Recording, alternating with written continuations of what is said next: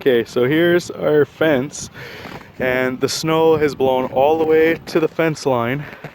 I'm walking on top of it. It's frozen solid. The grader is way down at the end of the street, plowing the 8 feet of snow that's way down there.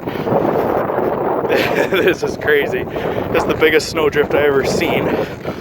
It's about minus 30 right now. This is fucking crazy. There must be a 6-7 foot fucking drift here. This is crazy.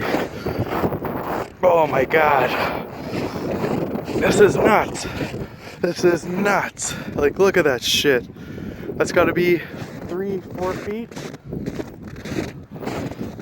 This is crazy. I don't know how. I don't know how I'm gonna get in the house. The drift is higher than the stairs. Holy fuck. There must be a huge drift on the side of the house here. Oh my god.